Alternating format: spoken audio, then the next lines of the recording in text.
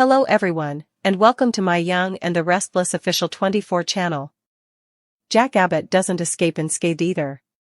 Though he walks free, hailed by some as a hero, others brand him a traitor, a destroyer, a man who took satisfaction in tearing down a rival rather than building something better.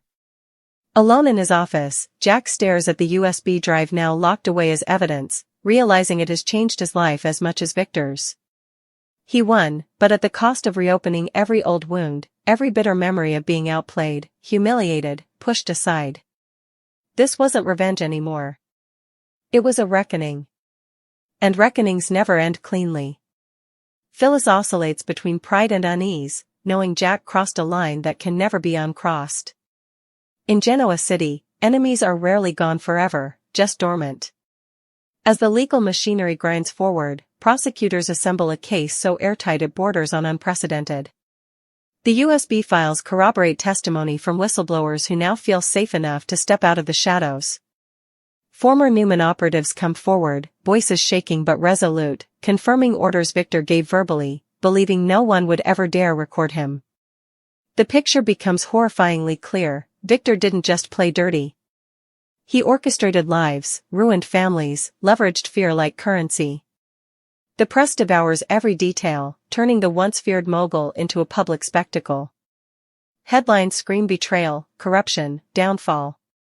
The myth of Victor Newman, the untouchable patriarch, the ruthless protector, is replaced with something far uglier and far more human. Inside his cell, Victor finally allows himself a moment of stillness. No phones. No assistants. No power. Just concrete walls and the sound of his own breathing. For the first time in his life, he has nothing to do but think. He cycles through rage, denial, calculation, but each path leads back to the same dead end. The USB didn't just expose crimes, it exposed the lie Victor built his identity on, that control equals strength. In prison, control means nothing. He watches other inmates size him up, some recognizing his face from the news, others seeing only another fallen man. He straightens his shoulders anyway. Victor Newman doesn't crumble easily. But even he can't deny the truth pressing in on him from all sides. This time, there is no escape route. Nikki visits days later, her steps hesitant, her eyes red-rimmed but resolute. The glass between them feels thicker than any wall they've ever faced. Victor tries to reassure her, insists this is temporary, that he'll fight, that he always survives. Nikki listens, but she doesn't fully believe him. For the first time, she speaks honestly, telling him the damage he's done, not just to others, but to her, to their family, to himself. Her words hurt more than the charges. When she leaves, Victor is left staring at his reflection in the glass, seeing a stranger where a king once stood. Meanwhile, alliances shift rapidly. Victoria quietly maneuvers to protect what remains of Newman Enterprises, while Adam considers whether this disaster is his opportunity to finally define himself outside his father's shadow. Old enemies resurface, eager to take advantage of the vacuum Victor left behind. Genoa City becomes a battlefield without its most feared general, and everyone senses it. Power is changing hands. Rules are being rewritten. And no one knows what the new order will look like. Jack receives a final update from the DA, the evidence is overwhelming. Bail is denied. Trial dates are set. Victor Newman will remain behind bars as the case proceeds, and a conviction is almost certain. Jack closes his eyes, feeling neither triumph nor relief, only exhaustion. He's ended a war that consumed decades, but peace feels strangely hollow. Outside, Genoa City buzzes with speculation, fear, excitement. People argue over whether Victor deserved this fate, whether Jack went too far, whether justice was truly served. But one thing is undeniable. This isn't a setback. This isn't another Newman comeback story waiting to happen. This is the final chapter of Victor Newman's reign. The man who once ruled Genoa City through fear and power now faces a future defined by consequences. And as the cell door locks each night, the truth echoes louder than ever before. The USB drive didn't just bring Victor down, it ended an era. The days that follow Victor Newman's arrest feel unreal, like Genoa City has slipped into an alternate timeline where the unthinkable is now routine. People still wake up, still go to work, still sip coffee at society and argue over business deals, but beneath every conversation is the same stunned undertone. Victor Newman is in jail. Not negotiating. Not manipulating from a penthouse. Not orchestrating a comeback from the shadows. He is locked behind steel doors, and for the first time in decades, his name inspires more pity and fear than awe. The city that once revolved around his gravity now spins erratically, unsure where to anchor itself. At Newman Enterprises, emergency meetings blur together. Lawyers flood the building, hauling boxes of files, combing through every decision Victor ever touched. The board fractures into factions, those desperate to distance the company from Victor's crimes and those clinging to the Newman legacy as if it's the only thing keeping the empire alive. Victoria asserts herself as interim CEO, her voice sharp, her posture unyielding, but even she can't silence the doubt creeping into every room. Every time she signs a document, she wonders if her name will be next on a subpoena. Adam, watching from the sidelines, sees something he's never seen before, fear in Victoria's eyes. Not fear of losing power, but fear of inheriting her father's sins. Public opinion is ruthless. Protesters gather outside Newman Enterprises, signs raised, voices angry. Former victims of Victor's machinations step into the light, telling stories that were once whispered only in private. Careers destroyed. Families torn apart. Lives permanently altered by a man who treated people like chess pieces. The USB drive continues to haunt the news cycle, experts dissecting how Jack Abbott managed to dismantle security thought to be impenetrable. The phrase USB bombshell becomes shorthand for corporate annihilation, a warning whispered in boardrooms everywhere. Jack, meanwhile, finds no peace in victory. He walks through Jabot feeling like a ghost, congratulated by colleagues who don't understand the weight he carries. Ending Victor wasn't a moment, it was a process, one that demanded patience, sacrifice, and moral compromise. Jack replays every decision that led him here, every time he could have walked away. He didn't. And now he lives with the consequences. At night, he dreams of Victor, not furious, not threatening, but silent, staring at him with an expression Jack can't quite decipher. It unsettles him more than rage ever did. Nikki's world shrinks dramatically. Friends offer sympathy, reporters hound her relentlessly, and every step she takes feels watched. She leans on meetings, on routine, on honesty, things she avoided for years while standing by Victor's side. For the first time, she admits out loud that loving Victor often meant losing herself. The guilt is crushing. She wonders how many times she chose loyalty over truth, how many lives she indirectly damaged by standing silent. When she visits Victor again, she doesn't promise to fix things. She promises only to survive them. Victor, locked away, wages war in his own mind. He memorizes the routines of the prison, the shift changes, the unspoken rules among inmates.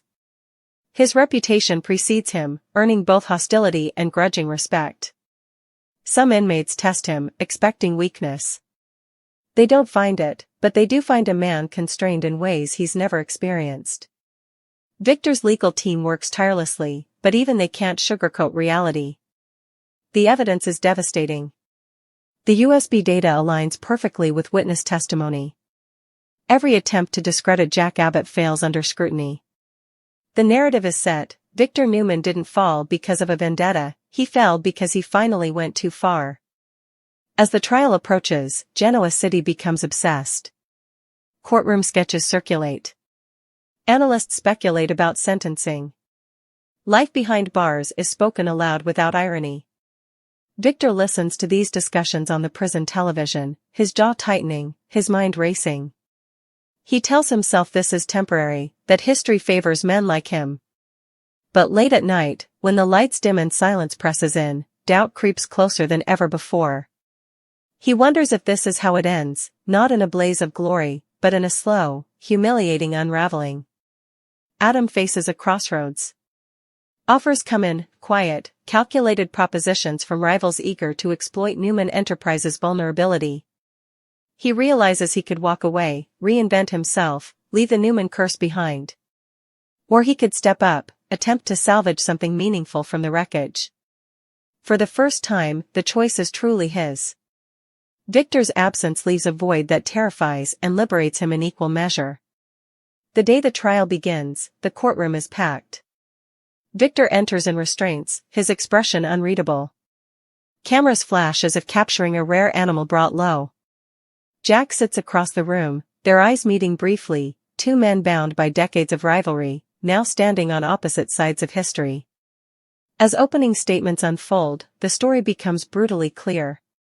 Prosecutors lay out a timeline of abuse of power so extensive it leaves even seasoned observers shaken. Each piece of evidence is another blow, each witness another crack in Victor's armor. When the USB drive is introduced, the courtroom holds its breath. The same device that ended Victor's freedom now seals his fate. Files play. Voices echo. Orders are revealed. Victor remains silent, his confidence eroding with every passing minute. There is no dramatic outburst, no courtroom theatrics.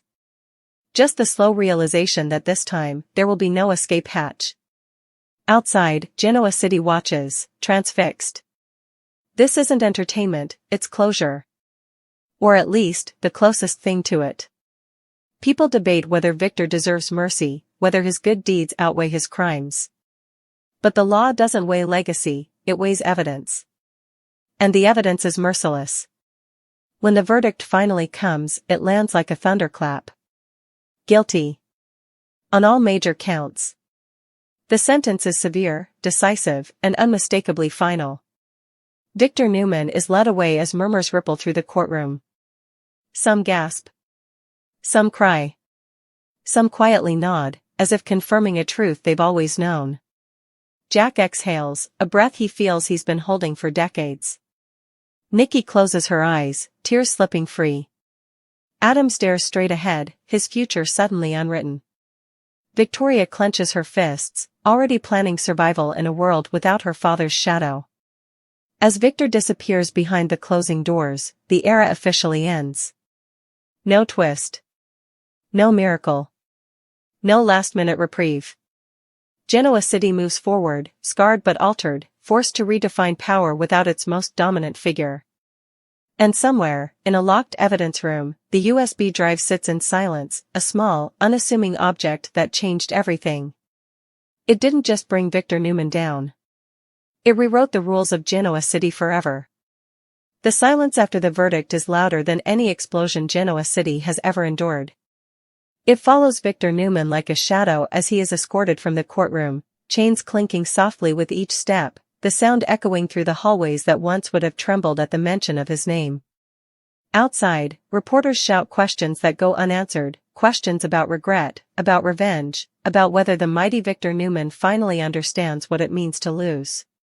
He doesn't look back. He doesn't need to. The verdict has spoken for him. Guilty. The word hangs in the air like a permanent stain, branding the man who once defined power itself. Inside Newman Enterprises, the announcement hits like a death knell. Trading halts briefly as shock ripples through the market. Victoria watches the numbers tumble on her screen, knowing she has minutes, maybe seconds, to act. She gathers the board, her tone sharp, controlled, promising reform, transparency, a future unshackled from Victor's crimes. Whether they believe her or not almost doesn't matter. Survival is the only goal now.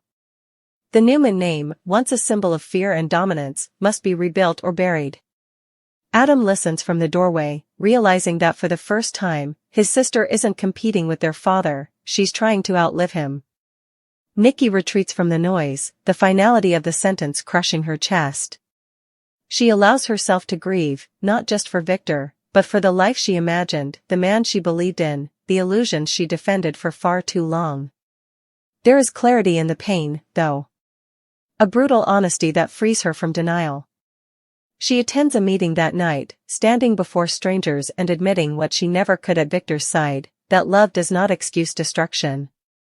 The room listens. Some understand. Some don't.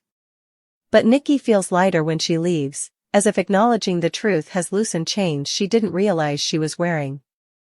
Jack Abbott stands alone in his office as night falls, city lights glowing beyond the windows. The war is over, yet peace remains elusive. He won, but victory tastes nothing like he imagined. The USB drive is now evidence, locked away, its purpose fulfilled. Jack wonders what comes next when the enemy that defined so much of his life is gone. There is no triumph in watching Victor led away. Only closure. And perhaps, finally, the chance to build something not fueled by rivalry and rage. In prison, Victor is processed again, new number, new uniform, new reality. This time, there is no illusion of temporary confinement. The sentence is long. The walls are permanent. He listens as guards explain the rules, their voices indifferent, unafraid. For the first time, no one fears Victor Newman. The realization hits harder than any gavel ever could. In his cell, he sits on the narrow bunk, staring at the concrete floor, replaying his life in fragments. Every conquest. Every betrayal. Every moment he chose control over compassion. He wonders, fleetingly, if there was another path, one where power didn't demand destruction. The thought unsettles him more than prison ever could. Weeks pass. Genoa City adapts. New alliances form. Old wounds remain, but they begin to scar over. Newman Enterprises announces sweeping reforms, distancing itself from Victor's legacy. Some applaud. Others scoff. Adam makes a choice, stepping into a leadership role not because he wants power, but because he refuses to let the Newman story end in disgrace. He does it differently. Slowly. Imperfectly. But deliberately. Nikki writes Victor a letter she never sends. In it, she forgives him, not for what he did, but for what he couldn't be. She knows forgiveness doesn't erase consequences. It simply frees the one who grants it. She keeps the letter tucked away, a private goodbye to a chapter of her life that consumed her for decades. Jack crosses paths with Victor one last time during a prison transfer hearing. Their eyes meet across the room, no hatred, no triumph. Just two men exhausted by a war that finally burned itself out. Victor says nothing. Jack says nothing. They don't need to. The story between them is finished. As seasons change, Victor Newman becomes a cautionary tale whispered in boardrooms and family dinners alike. A reminder that unchecked power always carries a price. That fear can build empires, but it cannot sustain them. Genoa City moves forward, altered but wiser, carrying the scars of a reign that defined an era. And in the quiet of his cell, long after the world has moved on, Victor Newman finally understands the truth.